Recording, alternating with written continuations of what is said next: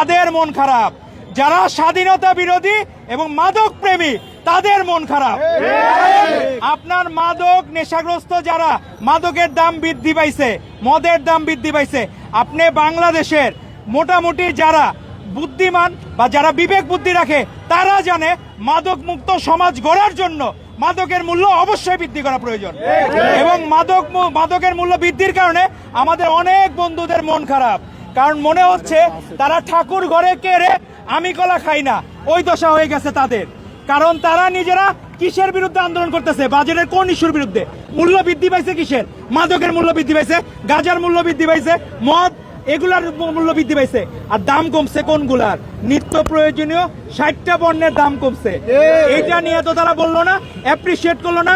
তারা তো বললো না ইমাম মুয়াজ্জিমদের ভাতার জন্য এই খাত খোঁজে। কোন খাতে? বাজেটের আপনার দেখতে হবে কোন খাতে কত বরাদ্দ আছে।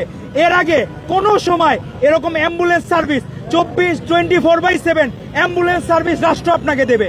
আপনার 1 লাখ নতুন স্বাস্থ্যকর্মী নিয়োগ দেওয়া হবে, 5000 MBBS ডাক্তার নিয়োগ দেওয়া হবে। এগুলো কোথা থেকে আসবে?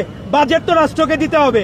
এখন মূল ইস্যু যারা আপনার সবকিছুতেই যারা খারাপ বলে, জামায়াতের আমি দেখলাম তার ভেরিফাইড এক্স অ্যাকাউন্ট নাকি হ্যাক হয়েছিল, তখন নারীদের, কর্মজীবী নারীদের উনি বেশ্যা বলছেন। এখন আবার দেখলাম একজন ধর্ষকের সে মুক্তি দাবি করতেছে। তো এর বাংলাদেশের মানুষ এরকম রাজনীতি দেখতে চায় না।